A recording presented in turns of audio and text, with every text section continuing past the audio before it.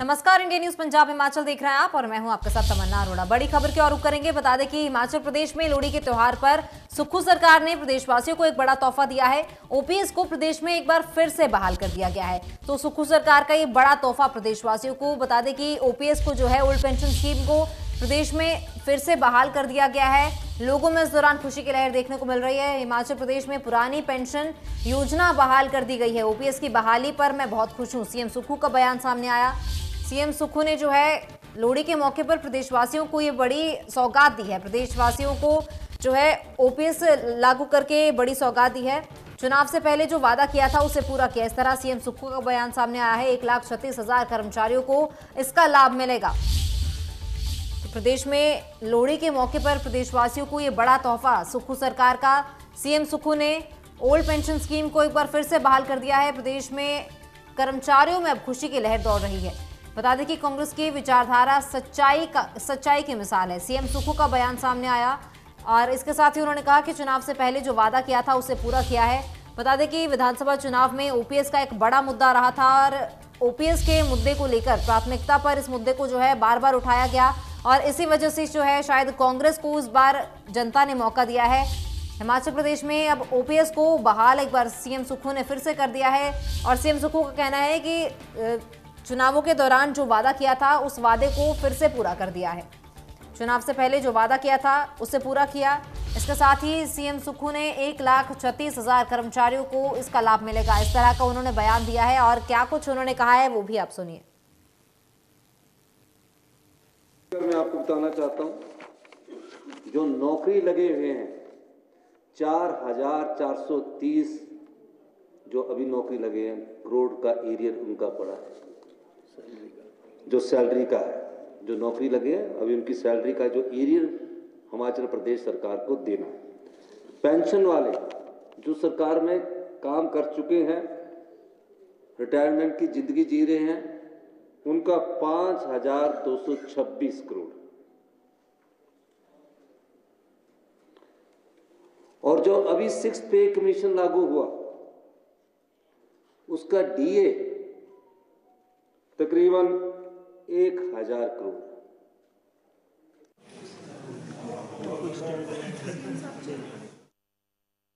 पहली कैबिनेट के दौरान ये बड़ा फैसला सुक्खू सरकार का। सीएम सुक्खू ने प्रदेश में ओपीएस को बहाल कर दिया है। प्रदेशवासियों को ये बड़ी सौगात लोहड़ी के मौके पर दी गई है। कांग्रेस की विचारधारा सच्चाई की मिसाल है। सीएम सुक्खू का बयान सामने आया। पहली कैबिनेट के दौरान जिस तरह वादा किया गया था कि पहली कैबिनेट में ही ओपीएस पर जो है सोचा जाएगा और ओपीएस को बहाल किया जाएगा, उसी तरह पहली कैबिनेट मीटिंग में ही ओपीएस पर जो है फैसला सुना दिया गया और ओपीएस को प्रदेश में फिर से बहाल कर दिया गया है। मैं आपको बताना चाहता हूं, जो नौकरी लगे हुए हैं 4,430 जो अभी नौकरी लगे हैं, करोड़ का एरियर उनका पड़ा है। जो सैलरी का है, जो नौकरी लगे हैं अभी उनकी सैलरी का जो एरियर हिमाचल प्रदेश सरकार को देना। पेंशन वाले जो सरकार में काम कर चुके हैं, रिटायरमेंट की जिंदगी जी रहे हैं, उनका 5,226 करोड़। और जो अभी 6th पे कमीशन लागू हुआ उसका डीए तकरीबन 1,000 करोड़।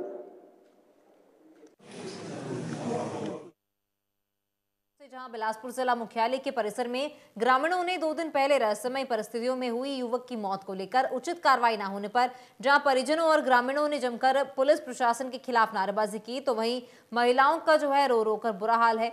मृतक अंकेश धीमान जुखाला क्षेत्र के भटोली गांव का रहने वाला था, जो कि 2 दिन पहले रहस्यमय परिस्थितियों में बुरी तरह से घायल हो चुका था। घायल अवस्था में गाड़ी के समीप मिला था, जिसके बाद परिजनों को सूचना मिलने पर वह इसे अस्पताल में लेकर गए, जहां पर डॉक्टरों ने उसे मृत घोषित कर दिया। उस दिन भी परिजनों ने जो है आशंका जाहिर की थी कि अंकेश की मृत्यु दुर्घटना में नहीं बल्कि इसकी हत्या की गई है और पुलिस को इसकी गहनता से छानबीन की जानी चाहिए। उसी को लेकर जब उचित कार्रवाई कोई नहीं की गई तो आज ग्रामीण और परिजनों ने जिला मुख्यालय पर जमकर धरना प्रदर्शन किया और नारेबाजी की और परिजनों को न्याय दिलाने की जो है मांग की जा रही है। वाइफ और उनका मर्डर हुआ है और किसी को भी उन्होंने कॉल नहीं की। जब एक्सीडेंट हुआ तो वो किसी ना किसी को तो फ़ोन कर सकते थे वहाँ पे कि हाँ जी ऐसी चीज़ हो गई है, क्यों नहीं बताया गया? और पुलिस वाले क्यों नहीं आए मेरे से पूछने? मेरे से किसी ने नहीं पूछा, क्यों नहीं पूछा गया? डिस्ट्रिक्ट की हूँ और हमें जब पता लगा रात को 1:30 बजे इसकी माँ ने हमें फ़ोन करा कि मेरा बेटा जो है वो उसकी डेथ हो गई है, हम हॉस्पिटल में हैं। ठीक है जी। तो जब हम वहाँ पहुँचे 1:30 बजे के करीब वहाँ पहुँचे तो उस लड़के को हॉस्पिटल ले आए थे जी। डेड बॉडी उस पर पड़ी हुई थी हॉस्पिटल में। तो मैंने उसको देखा तो उसकी टांग में चोट लगी हुई थी और सिर में पीछे चोट थी। ठीक है जी। उसके बाद मैं डॉक्टर साहब के पास बैठी और वहाँ पुलिस वाले बैठे हुए थे, वो अपनी कार्रवाई कर रहे थे। वहाँ वो लड़का भी था जो उस लड़के के साथ था वहाँ मौजूद। तो उसने बोला, मैंने उसको पूछा कि बेटा क्या हुआ? तो उसने बोला आंटी मैं गाड़ी में था और वही पहले हम घाघस रुके, घाघस हमने एक बोतल ली, हमने खाया पिया, ठीक। फिर हम आगे और वहाँ से हम चल पड़े। 9:30 बजे के करीब हम वहाँ से चल पड़े, यहाँ पहुँचे तो फिर मैं गाड़ी में था और वो जल्दी से गाड़ी से उतरने लगा। गाड़ी आई, मेरे को भी पता लगा भाई गाड़ी आई, वो निकला, कैसे वो पड़ा, क्या हुआ मुझे नहीं पता चला, लेकिन गाड़ी जो थी वो न्यूट्रल थी। और जब वो उतर गया तो मैंने गाड़ी को हैंड ब्रेक लगा दी। उस लड़के का बयान है, वहाँ डॉक्टर साहब बैठे हुए थे, मैं थी और पुलिस वाले, पुलिस वाले वहाँ थे। मैं उस लड़के से पूछ रही थी, उसने ये बोला। फिर मैंने पूछा फिर क्या हुआ? फिर वही मैं देखने लगा जी। उस टाइम एक लड़का होमगार्ड का वाला बेचारा कोई ड्यूटी जा रहा था, उसने बोला भी उस्ताद जी आपकी गाड़ी में टायर पंचर हो गया? उसने बोला भी नहीं मेरी गाड़ी का टायर पंचर नहीं हुआ, पर यहाँ मेरे पास एक पेशेंट है वो सीरियस पड़ा हुआ है। उसने बोला यार तो क्या हुआ भाई इसको? फिर मेरे को पता नहीं चला कि क्या हुआ इसको, और भाई कि एक्सीडेंट हुआ, ऐसे बोल रहा था वो।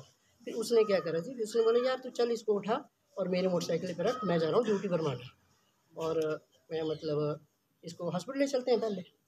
जब उसने देखा तो वो 6 फुट लड़का था जी, तो वो उसको कहाँ से उठा? फिर उसने किसी को गाड़ी वाले को हाथ दिया, उसने उसको गाड़ी में रोकी जिस होमगार्ड वाले ने। फिर बेचारा को मनाली जा रहा था एक गाड़ी, वो रोकी उसने, उसमें उस लड़के को उसने बैठाया, गाड़ी लेके गया। तो मैं से करीब कोई 11:30 बजे गद्दी में पहुंचा, 11:30 से ऊपर ही था टाइम। फिर मेरे को फ़ोन हुआ उसका भूपेंद्र का, तो उसने कहा कि अंकु ने बहुत बड़ा सीन कर दिया। मैं कहा क्या सीन कर दिया भाई, क्या हो गया?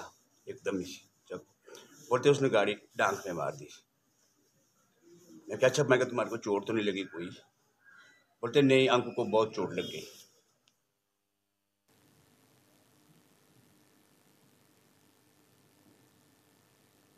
मुख्य संसदीय सचिव रामकुमार ने दून विधानसभा क्षेत्र के नगर परिषद वार्ड नंबर 8 के गांव दखड़ू माजरा में 1.14 करोड़ रुपए की लागत से निर्मित होने वाले पेयजल योजना की भूमि पूजन किया है। उन्होंने कहा है कि इस पेयजल योजना के निर्माण से लगभग 5000 से अधिक लोग लाभान्वित होंगे। उन्होंने कहा कि प्रदेश सरकार द्वारा विधानसभा चुनाव 2022 में दी गई सभी गारंटियों को राज्य सरकार चरणबद्ध क्रियान्वयन सुनिश्चित करेगी। उन्होंने कहा कि वर्तमान सरकार 1 लाख युवाओं को रोजगार देने के लिए वचनबद्ध है और इस कार्य को प्राथमिकता के आधार पर किया जाएगा।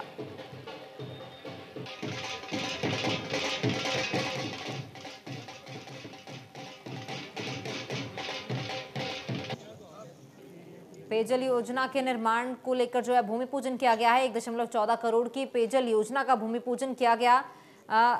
बता दें कि वर्तमान सरकार 1 लाख युवाओं को रोजगार देने के लिए वचनबद्ध है, ऐसा उन्होंने कहा। इस कार्य को प्राथमिकता के आधार पर पूर्ण किया जाएगा। इस मौके पर मुख्य संसदीय सचिव रामकुमार ने धाकड़ू माजरा के लोगों की समस्याओं को भी सुना और इस पर सहानुभूतिपूर्वक विचार करने का आश्वासन दिया है। पार्टी का जो हमेशा से रहा है काम करने का, लोगों के लिए काम करना है और सच्ची आस्था से काम करना है। तो अभी हमने 2 ट्यूबवेल, दूसरा ट्यूबवेल आज हमने शुरू किया। इसकी लागत जो है 1 करोड़ 20 लाख रुपये इसकी लागत है और इसमें दखड़ू माजरा और बिलामड़ी गाँव कवर होंगे। 2 बड़े टैंक्स जो हैं अपना ओवरहेड टैंक्स बनेंगे। इसमें पानी की यहाँ किल्लत हो गई थी काफ़ी, क्योंकि लोकल लोगों के साथ साथ किराएदार भी बहुत है, इंडस्ट्रियल एरिया है, तो इसलिए यहाँ पानी की ट्यूबवेल की जरूरत थी। और गौशाला भी है, बड़ा पुनीत कार्य है। हुआ है। और लोगों ने यहाँ एक रास्ते की समस्या बताई, जिस पे मैंने अभी डिपार्टमेंट रेवेन्यू को जो है डायरेक्शन दी है कि उस पर वो उसका निशानदेही करके अगर वो गवर्नमेंट लैंड है तो उसमें रास्ता जो है हम शीघ्र बनाएंगे। और टीसीपी को डायरेक्शन दी गई है कि जो अमरावती कॉलोनी का पानी अवैध रूप से वहाँ जो हमारी नगर परिषद की लाइन है उसमें आ रहा है, तो उसको वो नोटिस करेंगे, ताकि क्योंकि वो बिना ट्रीट किए पानी भेज रहे हैं और उनकी अलग लाइन जो है वो नहीं है, कोई भी अपनी अलग लाइन डालेंगे। कॉलोनीज एक्ट में है कि अपना सारा प्रबंध जो है कॉलोनाइजर को करना होता है, वो बिना प्रबंध किए उन्होंने जो है वो नगर परिषद बद्दी की जो हमारी सीवरेज व्यवस्था है उसको ख़राब किया हुआ है। तो उसमें भी उन्होंने अधिकारियों को जो है वो कहा है। अभी मैंने देखा गौशाला में किसी प्राइवेट आदमी ने दीवार तोड़ के जो है अपना रास्ता निकाल लिया, तो उसको भी हमने कहा कि गौशाला की व्यवस्था बनी रहे तो पीछे से रास्ता नहीं होना चाहिए, वो भी ये ठीक करेंगे। और लाइट्स के लिए इन्होंने जो मुझे कहा है, तो लाइट्स व्यवस्था के लिए पूरे एरिया के लिए बड़ी डीपीआर जो है हम बना रहे हैं कि स्ट्रीट लाइट्स बद्दी बरूटीवाला रोड, हमारा शाही रोड, इंडस्ट्री एरिया के, तो उनमें सब में जो है लाइट व्यवस्था हम लोग 32 वाट की बैटरी बिल्ड बैटरी का डीपीआर के हमने निर्देश दिए, उसको हम शीघ्र करेंगे। और अभी माननीय मुख्यमंत्री जी ने हमसे 2 बड़ी स्कीमों के बारे में कहा था, जिसमें पहाड़ी एरिया के लिए जितनी भी नदियाँ हैं उनको रोक के डैम लगा के हम लोग सिंचाई सुविधाएं जो है देने के लिए अभी से हमारा काम शुरू है। और रोपड़ नहर से अगर हमारा हिमाचल का शेर बचता होगा तो रोपड़ नहर से भी इस एरिया में जो एरिया बचा हो जहाँ पानी नहीं निकलता है ट्यूबवेल से, उस एरिया को सिंचाई के लिए जो है वहाँ से पानी सिंचाई और पीने के लिए उस पानी को हम लोग जो है उपयोग। मुख्य संसदीय सचिव रामकुमार चौधरी ने राजकीय महाविद्यालय बरूटीवाला के नवनिर्मित भवन का निरीक्षण किया तथा संबंधित अधिकारियों को इस संदर्भ में जो है दिशा निर्देश दिए हैं। उन्होंने कहा कि इस कॉलेज का उद्घाटन मुख्यमंत्री द्वारा फरवरी महीने में किया जाएगा और अगले दिन से ही विद्यार्थियों को नए भवन में शिफ्ट किया जाएगा। उन्होंने कहा कि कॉलेज के फर्नीचर के लिए विभाग के पास फंड की कमी है, जिसके लिए डायरेक्टर इंडस्ट्री और पशुपालन विभाग की मदद से CSR के जरिए कॉलेज को फर्नीचर दिलवाया जाएगा। उन्होंने कॉलेज के भवन को बना रहे ठेकेदार को भी जो है हुई कमियों को जल्द पूरा करने के लिए कहा है। इस मौके पर कॉलेज के प्रधानाचार्य अक्षत ठाकुर ने कहा कि उनके कॉलेज में 300 से ऊपर बच्चे पढ़ रहे हैं और पिछले 7 सालों से बरूटीवाला स्कूल के कमरों में जो चल रहा है जिसके कारण बच्चों को पूरी सुविधाएं नहीं मिल पा रही है। कॉलेज का भवन तैयार हो चुका है और जल्द ही उद्घाटन के बाद कॉलेज के सारे कार्यों को जो है सारे बच्चों को सारे विद्यार्थियों को नए भवन में शिफ्ट कर दिया जाएगा। सारे कार्य जो हैं उसके बाद नए भवन में किए जाएंगे।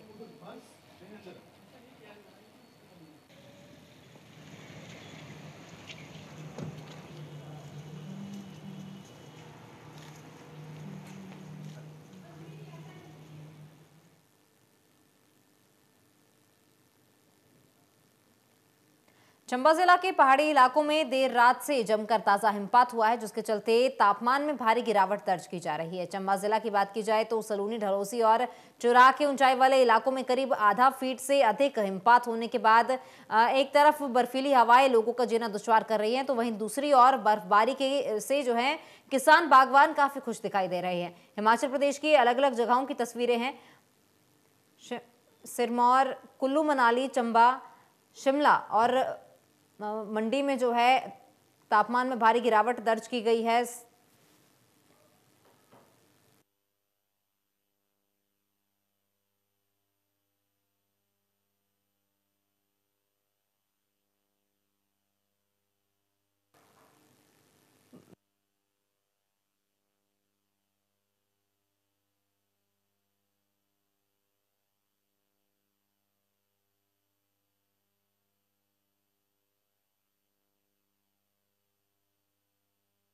पंजाब से, तो बहुत अच्छा लग रहा है।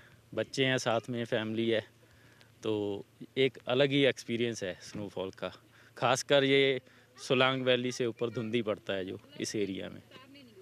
हाँ जी, वेदर एक्सपेडिशन थी कि होगा स्नोफॉल, इसलिए आए हैं। मैं पहले भी कर चुका हूँ स्नोफॉल में ड्राइव, एक्सपीरियंस है, तभी फैमिली के साथ आया हूँ। तो मैं रिकमेंड करता हूँ दर्शकों से कि अगर वो आना चाहते हैं तो ज़रूर आएँ।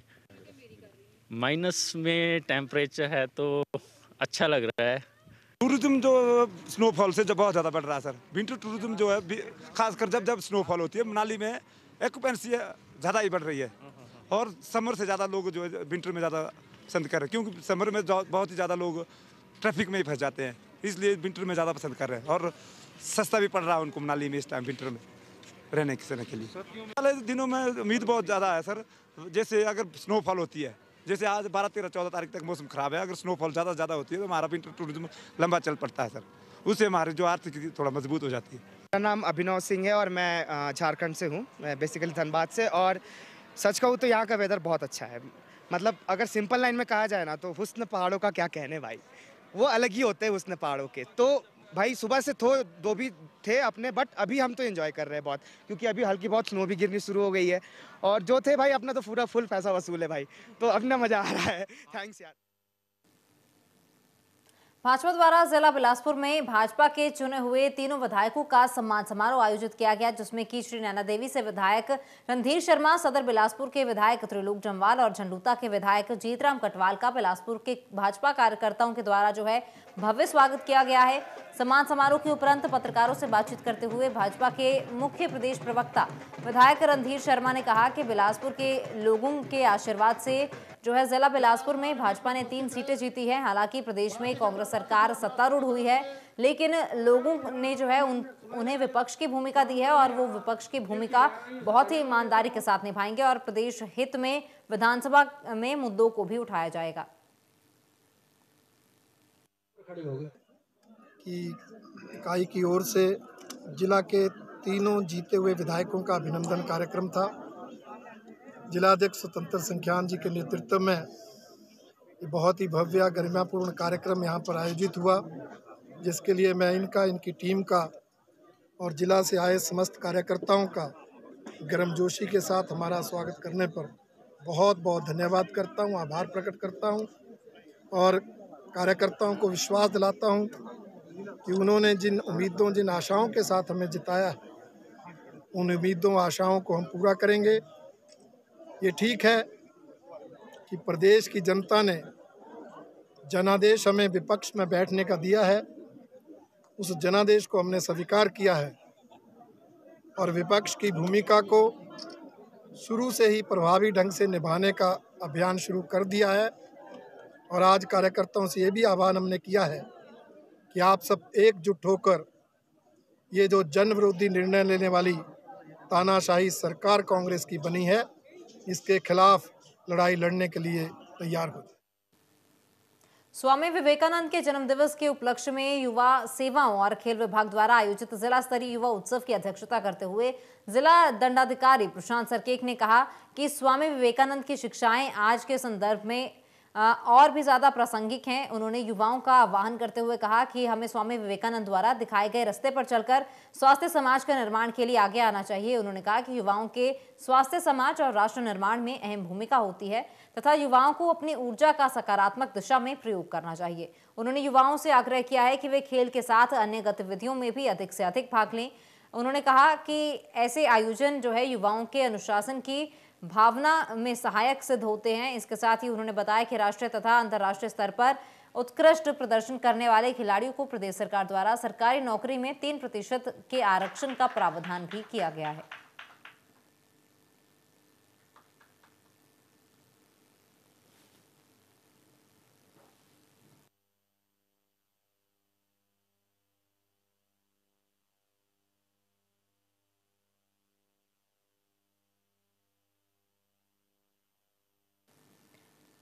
बता दें कि स्वामी विवेकानंद की जन्मदिन के मौके पर इस तरह का आयोजन किया गया। स्वामी विवेकानंद की शिक्षाएं आज भी इस संदर्भ के लिए जो हैं युवाओं के लिए जो हैं काफ़ी कारगर साबित होती हैं। अगर हमें इस तरह प्रशांत सरकेक जो है उन्होंने कहा है कि अगर उनके दिखाए गए मार्ग पर युवा चलते हैं तो समाज जो है काफ़ी स्वस्थ बन सकता है। युवा सेवाओं के लिए खेल विभाग द्वारा जो है युवा दिवस पर कार्यक्रम आयोजित किया गया। प्रशांत सरकेक मुख्य तौर पर वहां पर पहुंचे और जो छात्र छात्राओं को भी सम्मानित किया गया है। भारतीय प्रौद्योगिकी संस्थान यानी IIT मंडी के नाम एक और बड़ी उपलब्धि जुड़ने जा रही है। इसके तहत जो है स्कूल ऑफ केमिकल साइंस में बतौर असिस्टेंट प्रोफेसर कार्यरत डॉक्टर गरिमा अग्रवाल को NASI platinum jubilee young scientist award 2022 से नवाजा जा रहा है। डॉक्टर गरिमा अग्रवाल को ये पुरस्कार रसायन विज्ञान श्रेणी में national academy of science India की ओर से दिया जा रहा है। पुरस्कार में पदक और प्रशस्ति पत्र के साथ 25,000 रुपये नकद प्रदान किया जाएगा। डॉक्टर गरिमा अग्रवाल ने कहा कि ये पुरस्कार रसायन विभाग में उनके शोध कार्य का बड़ा सम्मान है। मैं डॉक्टर गरिमा अग्रवाल IIT मंडी के रसायन विज्ञान विभाग में कार्यरत हूँ। यह मेरे लिए बहुत ही गर्व का विषय है कि मुझे NASI platinum jubilee young scientist award के सम्मान से सम्मानित किया जा रहा है। यह पुरस्कार रसायन विज्ञान के क्षेत्र में हमारे द्वारा किए गए शोध कार्य के सम्मान की दृष्टि से बेहद महत्वपूर्ण है। हमें खुशी है कि हम भारतीय विज्ञान में योगदान करने में सक्षम हुए हैं। रसायन विज्ञान का क्षेत्र बहुत व्यापक है और असीम संभावनाओं से भरा हुआ है।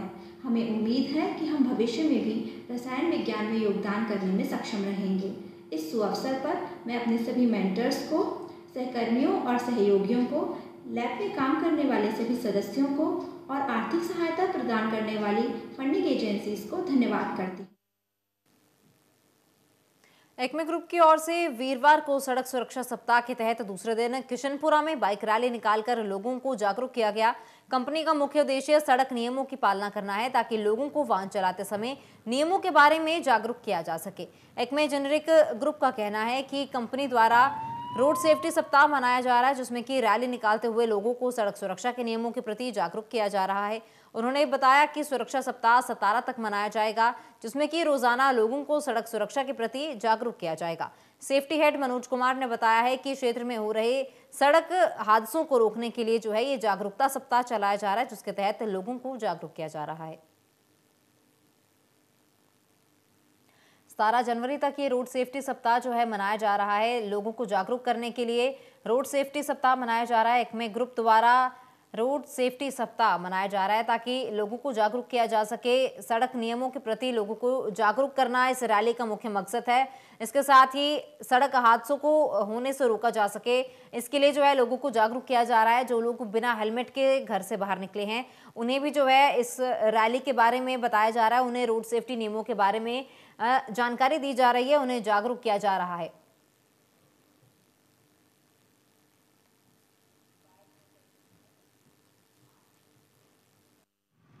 Vijay Metkari, plant head Acme generics private limited, Davni Baddi. आज हम रोड सेफ्टी वीक मना रहे हैं। तो आप सभी जानते हैं कि रोड सेफ्टी वीक ये 11 जनवरी से 17 जनवरी तक मनाया जाता है देश भर। तो ये इसका एक मकसद है कि रोड सेफ्टी के वजह से बहुत सारे लोगों की जानें चली जाती है, बहुत सारे लोगों की फैमिली डिस्ट्रॉय होती है। तो उसको हम पब्लिक में अवेयरनेस लेने के लिए ये छोटा सा प्रयास कर रहे हैं ताकि हम ये समाज को या सोसाइटी को बता सके कि रोड सेफ्टी इतना इम्पोर्टेंट है। तो इसके साथ हम स्टार्ट कर रहे हैं हमारी एम्प्लॉय के साथ कंपनी के, और उसके बाद हम सोसाइटी को भी ये एड्रेस कर रहे हैं कि रोड सेफ्टी इम्पोर्टेंट है। Thank you. Good afternoon friends, Acme generics Baddi.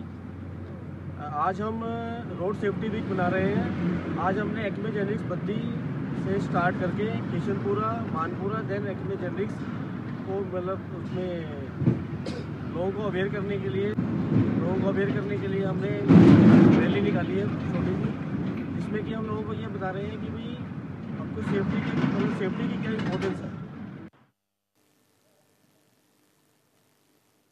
बता दें कि एक्मे ग्रुप के द्वारा रोड सेफ्टी सप्ताह मनाया जा रहा है। 17 जनवरी तक इसे रोड सेफ्टी सप्ताह को मनाया जाएगा। लोगों को सुरक्षा नियमों के प्रति, रोड नियमों के प्रति जो है जागरूक किया जा रहा है। जो लोग बिना हेलमेट के घरों से निकल रहे हैं उन्हें भी सड़क नियमों के बारे में जो है जानकारी दी जा रही है, उन्हें जागरूक किया जा रहा है। इसके साथ ही सड़क हादसों को होने से रोका जा सके। इस रैली का जो मुख्य मकसद है लोगों को जागरूक करना ताकि किसी प्रकार का कोई सड़क हादसा ना हो, लोग सुरक्षित तरीके से अपने वाहनों को चलाए। इस तरह जो है इस रैली से लोगों को जागरूक किया जा रहा है। एक्मे ग्रुप के द्वारा ये सड़क सुरक्षा सप्ताह मनाया जा रहा है। 17 जनवरी तक ये सड़क सुरक्षा सप्ताह जो है मनाया जाएगा।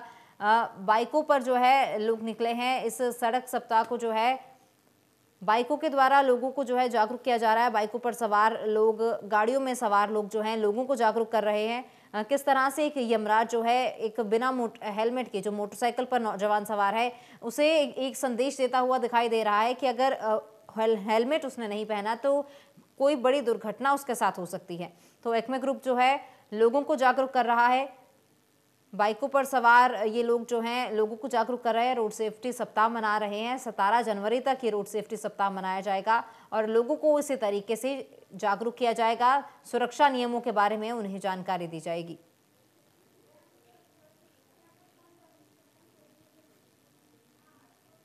इस बुलेटिन में फिलहाल इतना ही। आप बने रहिए इंडिया न्यूज पंजाब हिमाचल के साथ। नमस्कार।